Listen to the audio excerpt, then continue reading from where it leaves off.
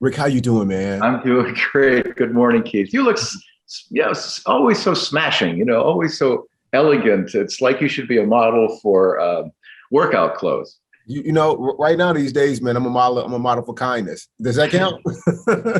A model That's for kindness. Does that that's count? superior in every way. Man, thank you, man. Hey, right before we started the show, this recording, I was just kind of, for the listeners, I was just kind of expressing my gratitude that of all the places and spaces I could be. I mean, both figuratively and literally, like in terms of location, physical location, and where I could be in my own headspace, that the universe has gifted me to cross paths with you over the last, 13, 14 years, man. And I could be like stumbling through life from one suffering event to the next, all self-created. And instead, man, I mean, here I am, man, just full of gratitude for all the many ways you blessed my life, Rick. And I just want to say thank you, man. Well, you're welcome, but thank you as well. It's a mutual love and a mutual experience of goodwill and joy and an unveiling of things that were closed to your eyes before. Thank you. Oh, you're welcome, Rick. So, man, I thought we'd do a show, man. I told you my friend Janna inspired, the coloring book, right? And I showed you my most recent progress on the coloring. Dude, I am loving it, man. I really am. And it's like what you told me about Kaizen, how every day it's just a little bit more. And so I've added to my non-negotiables. And so I do 5 minutes a day, no matter what time it is. And sometimes it might just be a leaf, or sometimes it might be a bird's feather that I get done, just one part of the feather that day, but I'm so committed to it. And at Mayo Clinic, I've been invited in to support the wellness of our psychologists and psychiatrists and all of the colleagues who support them in their work for our patients. And I told them about my coloring, as one of the things that I do in terms of a wellness, not so much break because I'm practicing wellness all day, but a wellness act that I do during the course of a day. And one of the doctors sent me a note afterwards and, thanked me for, leading the meeting that day, co-leading the meeting that day. And she also said, by the way, it's really cool that you are a Marine who colors. I was like, nice. So cool, man. I really appreciated that shout out, man. No It's one so trick, true. no one So trick ponies around here, Rick.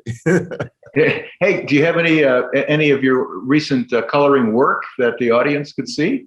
Yeah, man, this is my first work, but I'm still in the process of it, man. But here's my little hummingbird. Hummingbird, man. All right.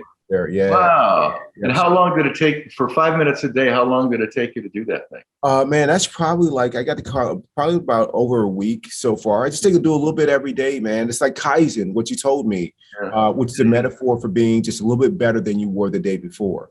And speaking of which is going to be the title of this show, which is also inspired by my friend Janna, one of the doctors over at Mayo Clinic. And Janna, we were talking, and every Friday we have a conversation about how the practice is going.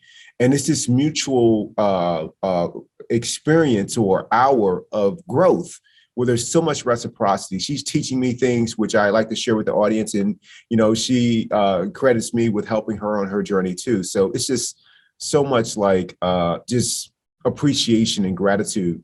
So most recently I said, so what have you noticed? Like, how's the practice showed up with how you parent? And she said, well, Keith, like just the other day, something happened. And so when it happened, the old Janna would have screamed and the new Janna just breathed. And wow, man, Wow, that is baby. it. Yeah. That is not knowing the path. That's walking the path. And so I thought that would be the title of the show. When life shows up, do you scream or do you breathe? So I've learned to breathe. So Rick, why don't you just riff on that for a few minutes, and then we can close the show out because I think it speaks for itself. Yeah, it really does. I think when you make that stark comparison between ranting and being out of control, that equals, in my mind, suffering. That indicates that you're really on your own in your own garbage, right? It's not like you're making other people change to make to bring about a result that you think is good for them and for you. You're just acting out in a way that doesn't make any sense.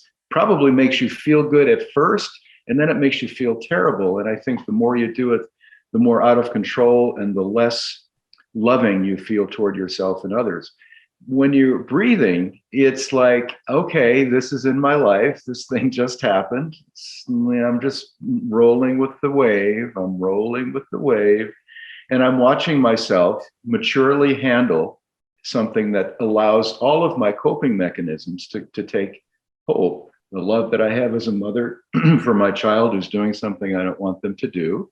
There's also the idea that I'm letting my child do what he or she is doing, even though it frustrates me, so I can then use that behavior as an example. Those are two positive things that come out of breathing. I think one of the things that is very important for people to note is that even if you don't feel like not acting out, you really want to act out, if you fake it, if you say, okay, I'm going to pretend like I'm breathing, I'm just going to suffer through this, you can fake it till you make it. So the idea is, if you know that the way to deal with something is, according to the practice, in a calm and gentle way, to the extent you can manage calm and gentle in a moment of frustration, just fake that. If you can't really feel calm and gentle, just fake it. That'll eventually ripen, change into the actual feeling of not letting go and not acting out and not being affected by the external. It's hard to do, believe me, it's hard to do. We all know that. But you have to start somewhere. And for Janet, I would say, isn't that amazing progress? That's like a blemish clearing up. That's like a broken arm knitting. That's like healing. And I think that I would love to hear a show with her about how that made her feel and what the difference is in terms of how she handled the outburst of the child or the bad behavior of the child with the breathing, as opposed to when she was acting out. Right. Now, Rick, I love that, man. And, when I think about when you say fake it till you make it, what I think about is the faking it for me is like working through the resistance of like, and what I say, the resistance to allowing yourself to open, to being peaceful. But that's what you're resisting, because you're holding on to this kind of default reaction that we all go to, which is the screaming and acting out of anger, or whatever the case may be. But it's really resisting the situation that's already occurred. I mean, it's already happened. There's no putting that genie back in the bottle. If the kid has broken the vase or the kid has whatever they're doing, it's already happened. The same thing, in our work lives, where there are colleagues who we consider like, how could they do this? Or why do they keep doing this? Or I can't believe they did this. Take a second and just breathe. And I never got that. People would tell me that before. And for whatever reason, and I'm sure they explained it to me well, maybe they didn't, because they noticed that he wants to suffer. He's not even open to me even going any further. It's not like I said, well, what do you mean just breathe? What I said was, what do you mean just breathe? I said it like that. And so they were Don't you know what's happening to me? Exactly. If only you knew what I was going through. Exactly. And they were like, oh, we know. You want to keep suffering. But what the breathing does is, at least for me, is that breath, when I bring my awareness, my attention to the breath, it gives me space to separate from the event, my thoughts from the event, not being identified with my narrative about the event. And in that separation and detachment from that, there's a small clearing to where what is revealed to me is, if there's curtains parting, when I take that breath, the curtains part, and what becomes available to me are choices. I can react that way, this way, which is screaming, which is one way to do it, or I can react this way and let it pass through me. If there's action to take, I take the action. Something trivial happened just the other day when I was hurrying slowly. I was hurrying slowly. And which the Zen master talk about is when you have to be somewhere in a rush, but internally you're peaceful as you collect the keys, as you get into the car. Your attention and your focus is there, but you're doing so peacefully as you quicken your pace. So I was hurrying slowly, and I thought I had the top screwed on pretty tightly on my water bottle. And of course I didn't. And the first thing that comes up for me is who didn't put the top on? Oh, like, oh, this guy, this guy. So I was able to recognize that it was me. So I didn't blame anyone else. I was like, it was me. I didn't go to the manufacturer created a defective water bottle. No, I just stayed with, oh, it's me. And then I just got to picking up, grabbing a towel, getting the ice cubes together, drying the floor, and I was on my way. So, but I took a moment to breathe because I was aware that there were choices available. Mm-hmm. And speaking, directly to just a great example of Janna, how she handled this situation with her children, was just the gift of having a peaceful parent in terms of we always got to do something, or creating this space of hyper anxiety that's achievement oriented. Like it's the end of the world if they don't get into this school or take this path or get this teacher. Oh man, I just see kids that are anxious because of this pressure that comes into their lives. And so, and I grew up with that kind of pressure, not around academics because I was a fairly, decent student, but more so just about this life energy about life is a problem and it's a struggle and all of this. So my stepfather just kind of lived, his behavior was what it had that kind of energy behind it. Mm-hmm. So anyway, this guy in our church was taking us to go play basketball. All the kids who were right around 15, 16 years old. And I was a person who never liked to take risks. I played everything safe. But he said he had his brand new Cadillac. He had a Caddy and it was clean. We talking about Superfly shaft clean. And so he had this Caddy. He's like, so who's the oldest? He picked, it was 5 boys. He's like, no, 4, yeah, 5 or 5 boys. Who's the oldest? And my brother's like, Keith's the oldest by about 3 months. He's like, well, Keith, man, you're going to drive the Caddy. And my brother, my brother who had been in with the neighbor kid down the street, stealing their parents' car at night and taking for joyrides. He'd been driving since he was 11. And he was like, Keith, man, this is so cool. You're going to drive the Caddy. I wish I was old enough. And I'm sitting there freaking out inside. And so we're driving, man. I'd never been behind the wheel. I mean, we had a farm in Tennessee and I never got behind the wheel of the tractor. My brother's got his hand up first, hooking up hitches and whatnot, boats and whatnot and stuff like that. So anyway, we're driving. It's about a 30-minute drive. I'm doing pretty well, man. Nervous as heck. They're in the background, horseplay, all this noise.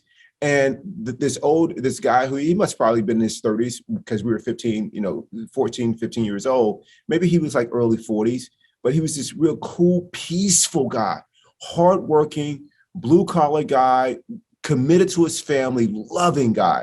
And he was kind to us. I mean, taking these 4 boys out to play basketball. And we looked at him like a superhero, man, because he listened. He asked open-ended questions. He waited for the answers. He had follow-up questions that demonstrated that he was listening. He was super interested in us. So we drive. He's like, Keith, you're doing a really good job. He's carrying on conversation with them, not watching the road with me. I'm like, wow, I'm doing this. And so we're coming up to this turn that I've never, been in this neighborhood. And he's telling me, Keith, make a left here. Keith, make a left. Keith, make a left. And I hear it faintly, but I'm just so focused on the road that I'm not registering that he's giving me instructions on what to do. So as I'm driving and my hands are 10 and 2, I'm locked in, Rick, 10 and 2. And so he reaches over to help me turn the wheel to go left. And when he did it, I get startled. And so instead of hitting the brake, I hit the gas. I slam on it. Oh. We came this close to me smashing this new Cadillac and killing all of us into a telephone pole in this field. Oh man! And I'm sitting there like there's a hush, like a vacuum has sucked out all the energy and life of the car because everybody's heart is beating out of their chest. And he is and I'm sitting there inside. I'm like this, waiting for him to unleash this fury of language on me for almost, crashing his car and killing all of us. because that's what I've experienced my whole life with my stepfather, right? And all he says was, the first thing he says, Keith, I'm so sorry. Are you okay? I shouldn't have done that. I'm so sorry. Rick, tears Wow. started to stream down my eyes, man. Wow. I Wow. never had an adult apologize to me. It never happened. The Wow. kindness that this man showed in that moment, in the ownership, man, I was like, can you tell I'm still touched by it now? Totally. Yeah. Totally. Kindness, man, that love. I mean, like, it was like he took a breath. He took a breath in that space, just like Janna has done. And we can do that with everybody in our lives, man. Like, no, we don't have to react this way. We don't have to make a big deal out of this. We can take a breath and continue to see the humanity. If there's something that we need to own, we own it. And then we apologize for it. And doing stuff, in doing that, we restore integrity and peace and love to the space. And that's what he did, man. This happened when I was 15 years old, Rick. Rick, 15. Dude, that's 37 years ago, man. And it still has this impact on me. So I'm just like, when life shows up, you have a choice. You can either scream or you can breathe. I encourage you to breathe. Like, follow Janna's path and breathe with your kids, your coworkers, life situations, getting unfavorable news about your health. Doesn't matter. Whatever it is, this applies to everything that you think goes wrong in life. Just breathe. Man, Keith, I'm touched by your vulnerability and your willingness to share things about yourself that you probably wouldn't have done years ago before the practice. And the great thing about sharing stories like that is it helps all of us realize that we're not alone, that we're all the same, and that we all crave and want understanding and love and appreciation. And the way to get that is to give it. Yeah. Wow. Yeah. It's to give it. Man, Rick, thank you for a great show, man. I love you, man. I love your story, Keith. And so every time you say something, I learn something new about your life and how you deal with your pressures and your career and all of the balls you've got in the air. And I so respect and love you. It's an incredible example. Thank you. Oh, thank you, Rick. Adios. Adios.